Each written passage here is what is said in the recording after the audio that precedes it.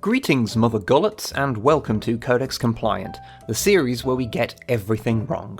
Okay, that might be a bit of an exaggeration, but over the couple of years we've been doing the series, we've made a handful of errors and we thought it'd be worthwhile putting out corrections and, in some cases, offering some additional information on some of the subjects. Plus, since we're up to 20 episodes now, it feels like an apt time to do so. Some videos are without any issues we're aware of, so if we don't mention one, that's why.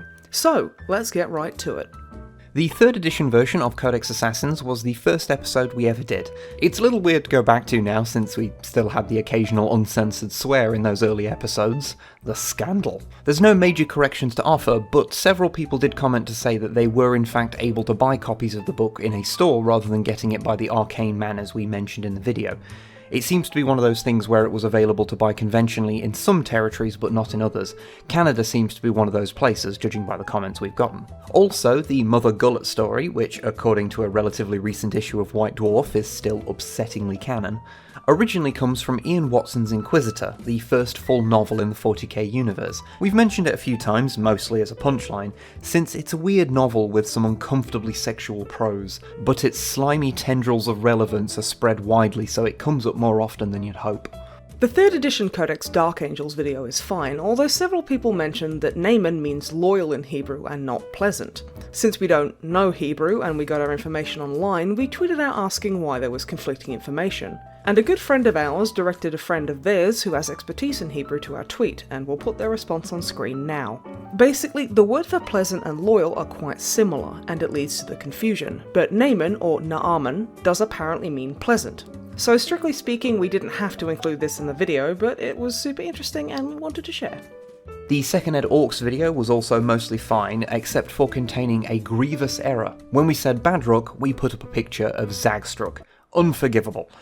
Seriously though, I just get the two characters' names mixed up a lot since I don't really use them, my bad. We also make a reference to the Dark Millennium box and subtly foreshadow...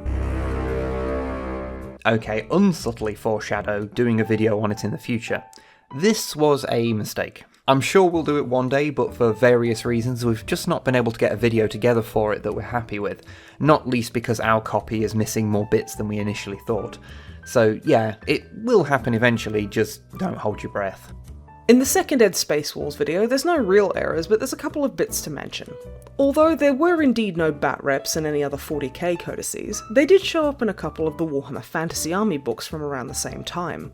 So the bat rep from the Wolves Codex wasn't quite as unique as it first appeared. Also, quite a few people mentioned that the Wolf Guard from this book were super broken, just game-breakingly good. It appears the Codex was also the very first Codex ever released, which we probably should have mentioned too. In the Codex Armageddon video, we see the return of oops, we've put in the wrong image. This time it was a Bane Wolf that was accidentally used instead of a Chimera. In my defense, Bane Wolves are a Hellhound variant, and I always think of Hellhounds as being the old ones with the big obvious tanks on the back. The modern ones just look like Chimera to me.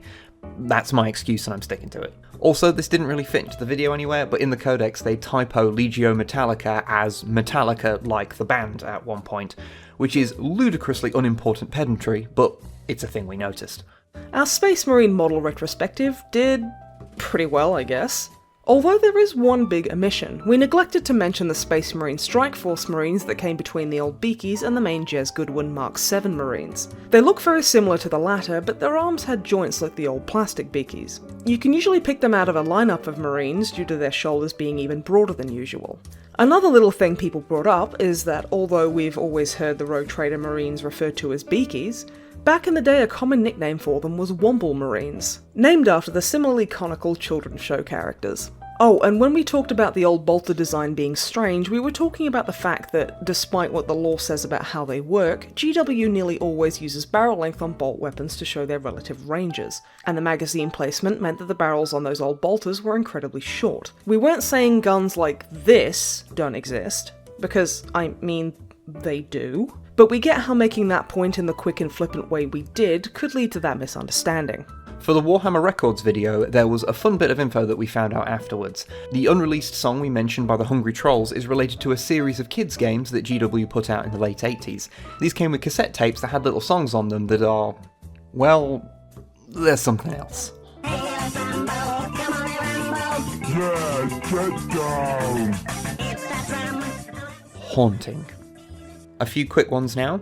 In the Second Ed Sisters vid, we say that there were no models for Fraterus Militia, but there were. I've no idea how we missed those. In the Second Ed Eldar Codex, it was pointed out to us that this image is actually of the old version of a Nightwing from Epic, rather than something invented just for the art.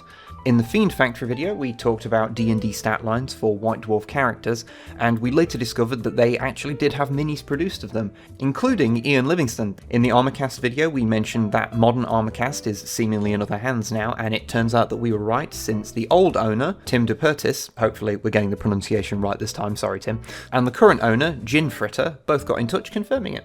And in the 4th Ed Orc Codex vid, we completely neglected to mention that it was also in use for the whole of 6th edition too.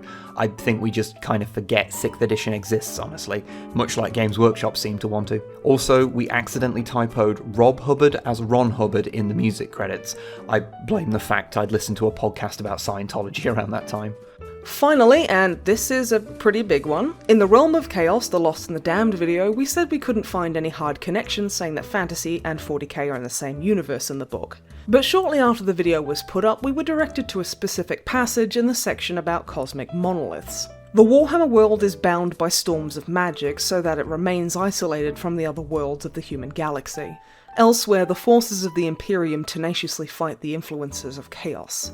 Which does suggest they exist in the same universe at the same time. I mean, the two settings still feel pretty incompatible, but it does say it, so hush our mouths. Our personal headcanon is that the magic that isolates the Warhammer world does so by shifting it into a pocket dimension, where the inconsistencies between the two settings can be written off as the dimension just having different rules. Honestly, this sort of thing shows off the difficulty with covering books this huge in the series. There is so much content in them that it's super easy to miss things like this. Lore that has huge ramifications can just be like 2 sentences crammed in the end of a section of unrelated stuff. But yeah, there we go.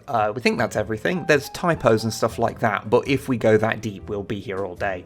Thank you very much for watching, and hopefully it'll be a long time before we have enough mistakes to fill up another video like this again.